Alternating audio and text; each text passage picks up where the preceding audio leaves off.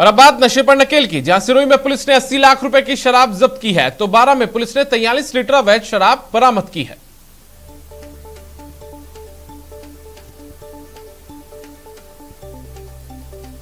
तो आपको बताएं कि पुलिस की बड़ी कार्रवाई देखने को मिली है, और वो भी सिरोही जिले के अंदर, जहां पर 80 लाख रुपए की शराब को जब्त किया गया है। वहीं बारां के अंदर पुलिस ने 43 लीटर अवैध शराब बरामद की है। तो अवैध रूप से शराब को लेकर पुलिस की कार्रवाई लगातार जारी है। बारां और सिरोही के अंदर पुलिस ने बड़ी कार्रवाई को अंजाम दिया है। तो सिरोही से बड़ी खबर है, जहां पर उडवारिया टोल पर बड़ी कार्रवाई हुई है। हरियाणा में बनी 80 लाख रुपए की शराब को सिरोही पुलिस ने जब्त किया है। ट्रक के कंटेनर में छुपा रखी थी ये शराब, गुजरात भेजी जा रही थी ये शराब।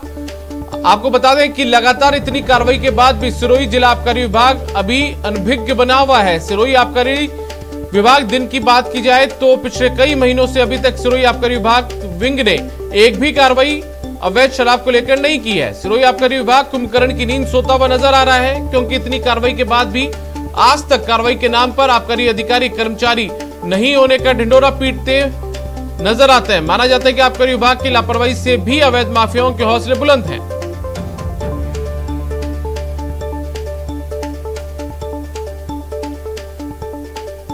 हमारे साथ में प्रतीक कुमार हमारे सहयोगी फोन लाइन पर जुड़ गए, उनका रुख कर लेते हैं। प्रतीक, लगातार सामने आ रहा है कि सिरोही के अंदर पुलिस जो है वो लगातार कार्रवाई कर रही है, लेकिन आबकारी विभाग की कोई कार्रवाई नजर नहीं आ रही। क्या कुछ ही पूरा मामला है, आखिर क्यों आबकारी विभाग इस तरीके से नाकाम नजर आ रहा है कार्रवाई में? जी बिल्कुल दीपक, बताना चाहूंगा कि मामला जो है सिरोही के उडवारिया टोल प्लाजा पर है। मुखबिर की सूचना पर हरियाणा के करनाल से लाई गई शराब जो है गुजरात पास जा रही थी। मुखबिर की सूचना पर यहाँ पर स्वरूपगंज थानाधिकारी छगन डांगी ने मौके पर कार्रवाई करते और अंग्रेजी शराब यहाँ पर बरामद की, जिसकी कीमत 80 लाख बताई जा रही है। लेकिन वहीं अगर आबकारी विभाग की बात की जाए तो आबकारी विभाग अपनी नाकामी का ढिंडोरा पीटते हुए नजर आ रहा है। यहाँ पर बताया जा रहा है कि आबकारी में कर्मचारियों की कमी होने के कारण यानी कि ऐसा बेतुका बयान यहाँ के अधिकारी देते हुए साफ तौर से नजर आ रहा है, क्योंकि हमारे पास में कर्मचारी नहीं है जिससे कार्रवाई हम नहीं कर पा रहे हैं। तो ये सबसे बड़ा सवाल निकलकर सामने आ रहा है कि आबकारी विभाग इस पर कार्रवाई क्यों नहीं कर रहा है, क्योंकि पुलिस जो है लगातार जो दिन ब दिन कार्रवाई करती हुई नजर आ रही है। आज जो है ये पहली बहुत बड़ी कार्रवाई हुई है, जिससे लगातार जो केस लगाए जा रहे हैं कि अभी भी तस्करों की जो है मिलीभगत से यानी कि जो गुजरात शराब ले जाई जा रही है। जी दीपक।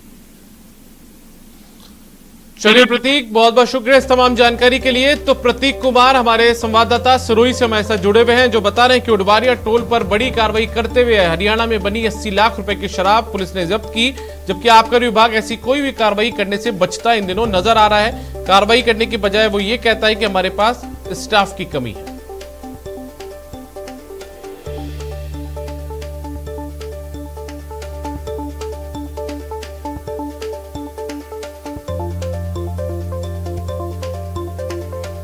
दिल्ली दौरे पर PCC chief Govind Singh Dotasra. PCC chief Dotasra ने दिया है बयान कि प्रदेश कांग्रेस में कोई नाराजगी नहीं है, सचिन पायलट भी नाराज नहीं है।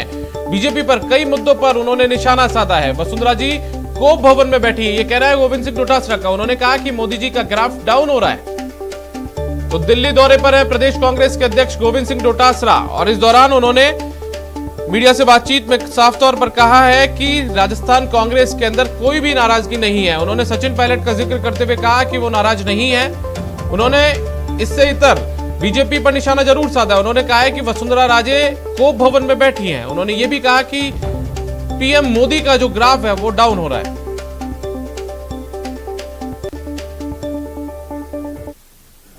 सब बिल्कुल खुश हैं। कल हमने वहाँ पर महंगाई के खिलाफ धरना दिया था, और दिल्ली उनका घर है बेसिक, तो आने में क्या बुराई हो, तो आते रहते हैं दिल्ली। मैं मंगलोर जाऊंगा। काजी निजामुद्दीन जी जो हमारे आईसीसी सेक्रेटरी हैं, मेरे मित्र हैं, उनकी मदर एक्सपायर होगी, तो मैं शोक प्रकट करने के लिए उनके पास जा रहा हूँ। बाकी से मुलाकात भी होगी आज आप वरिष्ठ नेता से? आप बताइए गाड़ी में कैसे होगी मुलाकात? जब आया ही मैं उत्तराखंड के लिए हूँ, तो वैसे जिस तरीके से अगर हम बात करें, जितिन प्रसाद हो, ज्योतिराज सिंधिया हो, जो यंग लीडर है कांग्रेस छोड़ के जा रहे हैं, वहीं पे जितिन जैसे बीजेपी में गए, राजस्थान की पॉलिटिक्स में भी हलचल मचा। पायलट यहाँ पे आए हुए हैं, क्या वो भी किसी से मिल रहे हैं? पायलट हमारे नेता हैं, पूर्व प्रदेश अध्यक्ष हैं, कांग्रेस के दमदार नेता हैं। कहीं दिक्कत वाली बात कांग्रेस में है ही नहीं। ये प्रश्न कैसे उठ रहे हैं? रवा सवाल छोड़ने जाने का, तो ये वापस मोकल रहा है। आज टीएमसी में गए, बीजेपी छोड़ के गए, और योगी आदित्यनाथ जिस प्रकार से नाराजगी प्रकट करके कल गए, वसुंधरा जी को भवन में बैठी है नाराजगी करके। तो आप दूसरी पार्टियों की देखिए, अब 7 साल हो गए, मोदी जी का कुशासन हमने बहुत झेल लिया। जो महंगाई जिस प्रकार से बढ़ रही है, कोरोना का जो मिसमैनेजमेंट हुआ, उनके खिलाफ लोगों का गुस्सा है, और उस गुस्से को अगर आप लोग जनता में दिखाएंगे तो मैं समझता हूं कि जनता जो चाहती है मीडिया से वो पर्पस ठीक हो पाएगा। भाई कांग्रेस में कहीं कोई दिक्कत वाली बात तो सचिन पायलट जी को लेकर जो तमाम बातें आ रही हैं कि नाराज हैं, तो नेताओं से कोई नाराज है ही नहीं। कल ही मेरी बात हुई है, उन्होंने कहा अध्यक्ष जी कहाँ धरना देना है? मैंने कहा जहाँ जिसको जो पेट्रोल पंप मिले वहीं देना है। हमारा उद्देश्य एक जगह इकट्ठा करने का है नहीं, जहाँ मर्जी है जहाँ दो। सारे नेताओं ने अलग अलग जिलों में, स्टेट में, जहाँ जिसके पेट्रोल पंप नज़दीक हुआ वहाँ पर धरने दिए। और इतना ऐतिहासिक धरना, और लोगों में इतना जोश और जुनून कोरोना की गाइडलाइन के बावजूद भी, कि लोग बाग आप देखिए, पेट्रोल 100 के पार चला गया, डीजल 100 चला गया। अंतर्राष्ट्रीय बाजार में जो क्रूड ऑयल का भाव है वो 60 के लगभग है, जब 140 और 50 के बीच में प्रति अमेरिकी डॉलर प्रति बैरल था, तब हम लोग 50-55 रुपए में डीजल पेट्रोल देते थे। तो आज जो हालात बने हुए हैं देश के, और आप देखिए ना किस प्रकार से बंगाल में मुंह की खा के मोदी जी आए हैं। इनमें बहुत बड़ी आप इसकी बीजेपी की बनाइए न्यूज, इनमें बहुत बड़ा विद्रोह है। गडकरी जी को दूसरे दिन माफ़ी मांगनी पड़ी किसी बात को लेकर के। उन्होंने कहा भाई और कंपनियों को वैक्सीन के लिए और लाइसेंस देना चाहिए। दूसरे दिन उनको क्या कहा गया मुझे पता नहीं, लेकिन उनको कहा नहीं मेरी गलती हो गई, मैंने ये बात कर ली है, तो हमारी सरकार पहले से कर रही। यानी कैबिनेट मंत्री को किसी बात का पता नहीं, और जिसको वो सुना रहे थे वो स्वास्थ्य शायद राज्य मंत्री है, उनसे ये नहीं कहा गया कि हमारे यहाँ पर इस तरह की पॉलिसी चल रही है या हम लोग दे रहे हैं। इसका मतलब न उनको पता न कैबिनेट मंत्री को पता, तो ये फैसले ले कौन रहा? और आप देखिए ना वैक्सीनेशन जो जिस प्रकार से फ्री देने का कह के 35,000 करोड़ का बजट रख के उसके बाद में लोगों को, राज्यों को अपने हाल पे छोड़ दिया, और उल्टी फिर मुंह की खानी पड़ी, उनको वापस करना भी पड़ा। जनता का आक्रोश देख मोदी जी की जो पॉपुलरिटी है वो 10-12% रह गई। आप देखिए कहाँ 70-80% की लोग बात करते थे, आज 10-12% रह गई। अब ये बिखराव चालू हो गया है। जो जिस प्रकार का तानाशाही, हिटलर शाही शासन, संवैधानिक संस्थाओं को खत्म करने का जो कुप्रयास किया जा रहा है भाजपा के, एनडीए के नेताओं के द्वारा, तो अब इनकी उल्टी गिनती शुरू हो गई। यूपी में देखना क्या हाल होने वाले इनके, पंजाब में देखना क्या हाल। पंजाब में 0 नहीं रह जाए बीजेपी। सर वहीं पे अगर हम बात करें, पंजाब में जिस तरीके की मुद्दा उठा था, कमेटी बनी, कमेटी में रिपोर्ट सबमिट हो गया, उसी तरह राजस्थान में कुछ करना चाहिए।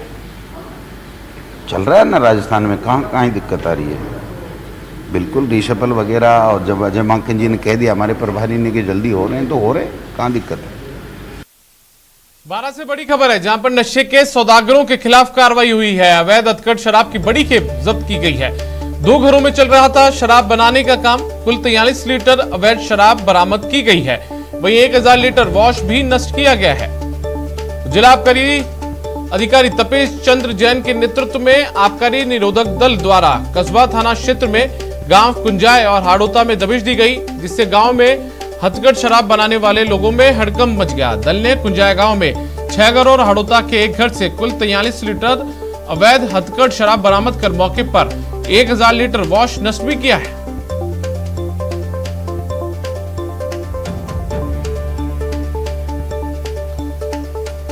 तो 12 में भी अवैध शराब के खिलाफ कार्रवाई की गई है, और ये कार्रवाई आबकारी विभाग द्वारा की गई है।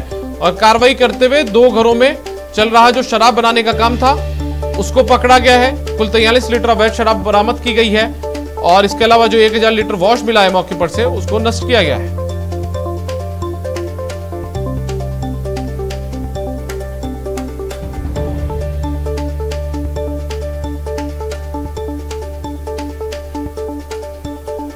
हमारे साथ में विपिन तिवारी जुड़ गए हमारे संवाददाता 12 से, उनका रुख कर लेते हैं। विपिन, क्या कुछ ज्यादा जानकारी इस पूरे मामले में? बिल्कुल दीपक, बताना चाहूंगा पूरे बारां जिले में जो है हथकढ़ शराब का व्यापार लगातार हावी है। गांव-गांव में जो है वो हथकढ़ शराब के मामले सामने आ रहे हैं, जिसी को देखते हुए आबकारी विभाग ने एक दल बनाया और दल बना के जो है जिला आबकारी अधिकारी के नेतृत्व में छापामारी है। ये शाहबाद क्षेत्र के पास में है, कस्बा थाना, जहां पर छापामारी हुई थी। लंबे समय से यहाँ के जो 2 गांव है ये शराब के अवैध हथकढ़ शराब के व्यापार में लिप्त थे, जिसको देखते हुए छापामारी की। 7 घरों में यहाँ पर अवैध शराब की भट्टियां मिली, यहाँ उत्तेजित वास मिला जिससे शराब बनाई जाती है। 43 लीटर तैयार हथकढ़ शराब मिली, जिसको आबकारी विभाग ने यहाँ पर नष्ट किया। चलिए विपिन, बहुत बहुत शुक्रिया इस तमाम जानकारी के लिए। तो विपिन बता रहे हैं कि एक टीम का गठन किया गया था और उसके बाद में इस तरीके से जो हथकढ़ शराब बनाने के जो ठिकाने थे उन पर कार्रवाई करते हुए 43 लीटर शराब बरामद की गई है। अजमेर से बड़ी खबर है, जहां पर 2 युवकों के बीच चाकूबाजी हुई है। मामूली कहासुनी पर यह चाकूबाजी हो गई। हमले की इस दौरान एक जो शख्स है वो घायल हुआ है, जेएलएन अस्पताल में उसका इलाज भी चल रहा है। बता दें कि अजमेर के भोपो का बाड़ा क्षेत्र में रहने वाले अनुराग के साथ चाकूबाजी की वारदात हुई है, जब मामूली कहासुनी को लेकर विवाद हो गया और उसी दौरान आरोपी ने अनुराग के पीठ पर चाकू से वार कर दिया। पुलिस को सूचना मिली कि क्षेत्र में 2 युवकों के बीच चाकूबाजी की वारदात हुई है, जिस पर संज्ञान लेते हुए घायल युवक को जेएलएन अस्पताल पहुंचाया गया, जहां उसका उपचार जारी है। आरोपी भी घायल के पड़ोस में रहने वाला युवक है, जिसका नाम कोच बताया जा रहा है। वह मौके से फरार हो गया। पुलिस ने मुकदमा दर्ज कर पड़ताल शुरू कर दी है।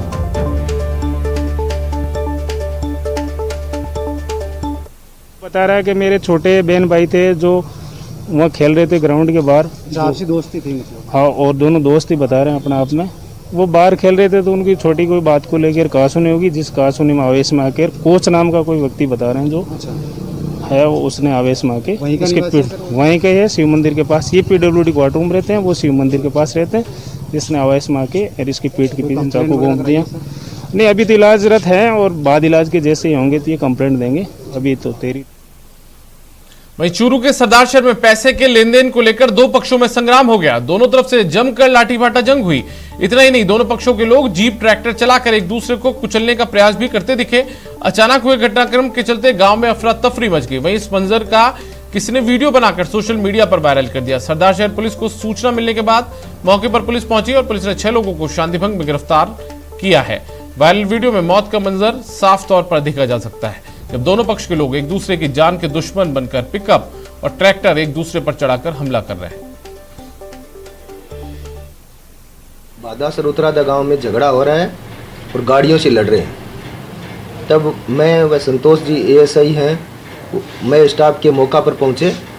मौका पर काफ़ी लोग एकत्रित थे। पुलिस टीम को भी देखकर काफ़ी आक्रोश था। वह लड़ाई झगड़े पर उतारू थे। धारा 151 में गिरफ्तार किया जाकर श्रीमान SDM साहब सरदार शहर के पेश किया गया और अब सुना है कि उनका आपस में, दोनों पार्टियों का आपस में राजीनामा भी हो चुका है। भरतपुर से बड़ी खबर मिल रही है, जहां पर पुलिस के हत्थे चढ़ा है इनामी बदमाश। कई सालों से चल रहा था फरार। आरोपी पर था 4000 का इनाम। यूपी का रहने वाला है ये आरोपी। तो भरतपुर से एक खबर है, जहां पर पुलिस के हत्थे एक इनामी बदमाश चढ़ा है। कई साल से ये जो बदमाश है वो फरार चल रहा था।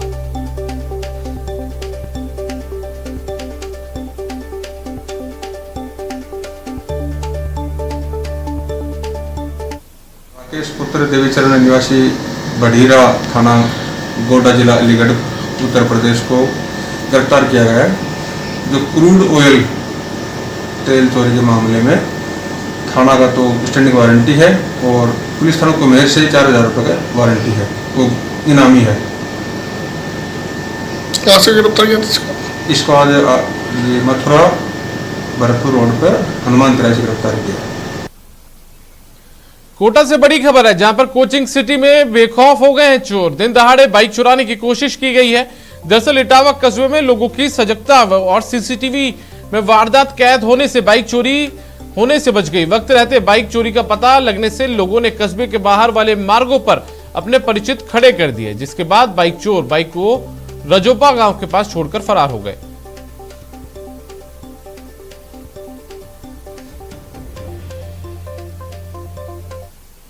उदयपुर के बड़ी तालाब के किनारे एक युवक से लूट का वीडियो वायरल हो रहा है। वीडियो में आप देख सकते हैं कि कैसे 4 युवक चाकू की नोक पर युवक से नकदी और अन्य सामान की लूट कर रहे हैं। वीडियो नई थाने इलाके के बड़ी तालाब इलाके का बताया जा रहा है, जहां एक कार में युवक और युवती पहुंचे थे। ऐसे में 4 युवकों ने चाकू की नोक पर लूट की वारदात को अंजाम दिया।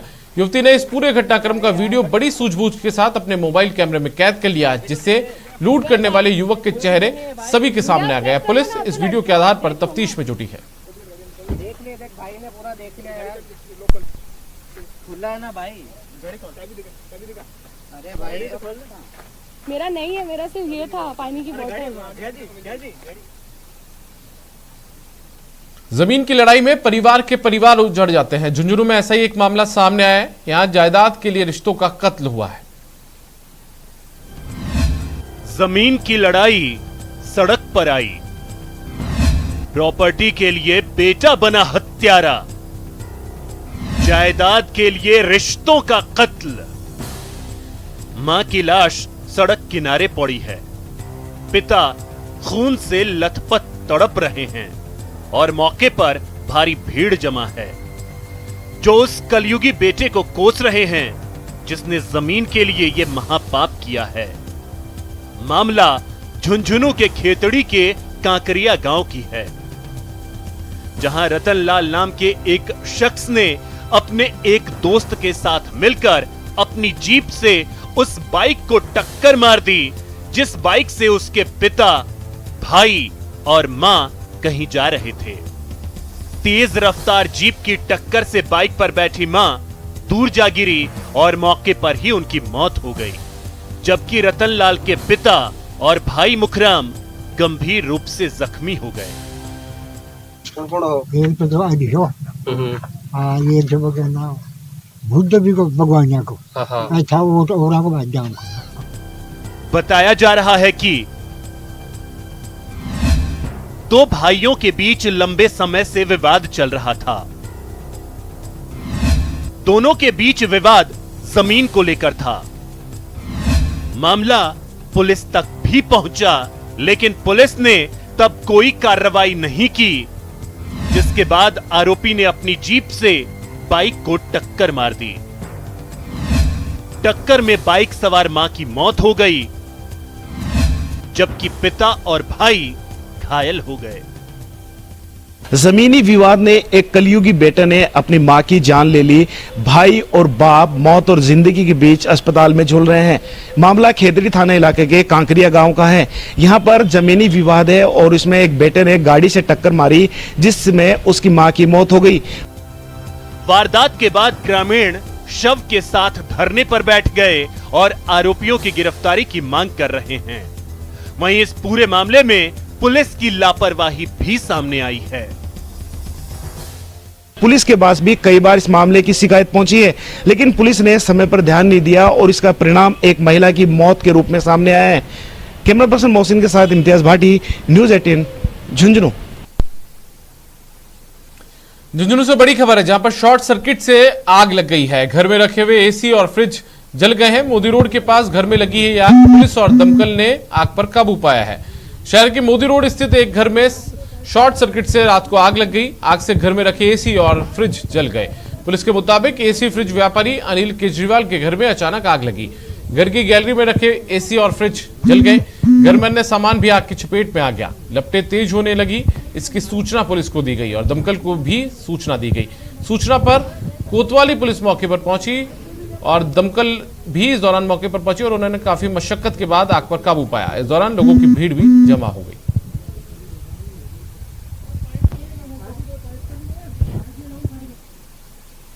चूरू में देर रात भीषण सड़क हादसा देखने को मिला है, जहां पर बिसाऊ रोड पर 2 कारों में जबरदस्त टक्कर हो गई। टक्कर के बाद एक कार में आग लग गई। वहां मौजूद लोगों ने आग में फंसे कार चालक को बाहर निकाला। देखते देखते कार आग के गोले में तब्दील हो गई और उसमें धमाके होने लगे। सूचना के बाद मौके पर पहुंची कोतवाली पुलिस और नगर परिषद की दमकल ने आग पर काबू पाया, लेकिन जब तक आग पर काबू पाया गया, कार कबाड़ में तब्दील हो चुकी थी। गनीमत यह रही कि इस हादसे में कोई हताहत नहीं हुआ। पुलिस से मिली जानकारी के मुताबिक एक कार बिसाऊ की तरफ से आ रही थी तो दूसरी कार झुंझुनू की तरफ से जा रही थी। थाना से सूचना मिली थी कि आपने पेट्रोल पंप के पास एक गाड़ी में आग लगी है, एक्सीडेंट हो गए तो यहाँ पहुँचे तो गाड़ी में आग लग रही थी, गाड़ी अकेली थी, दूसरी गाड़ी यहाँ पर थी भी नहीं। तब पूछताछ करने को पता चला है कि सामने वाली गाड़ी को वाराणसी बता रहे हैं और ये गाड़ी रणवा की गाड़ी और किसी तरह का इसमें हादसा नहीं हुआ, गाड़ी जल के पूरी नष्ट हो गई। ना डरिए ना डराइए, सच जानिए और वही बताइए। प्लीज अफवाह मत फैलाइए। वैक्सीन ही है संजीवनी, इसे अपनाइए। और यही काम कर रहा है नेटवर्क 18, जो फेडरल बैंक के साथ मिलकर वैक्सीनेशन को लेकर जागरूकता अभियान चला रहा है, जिसका नाम है संजीवनी ए शॉट ऑफ लाइफ। और काम है जागरूकता के जरिए कोरोना को मात देना।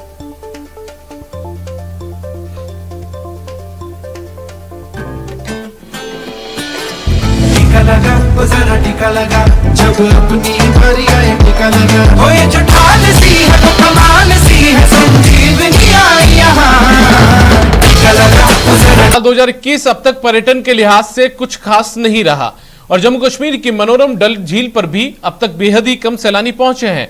इन सब के बीच यहां हाउस बोट और शिकारा चलाने वालों को फ्रंटलाइन वर्कर घोषित कर दिया गया है और स्वास्थ्य विभाग के कर्मचारी इस कोशिश में लगे हैं कि इस व्यवसाय से जुड़े लोग वैक्सीन की अहमियत और फायदों को समझें और जल्द से जल्द वैक्सीन लगवाएं। आइए देखते हैं मुफ्ती इस्लाह की रिपोर्ट।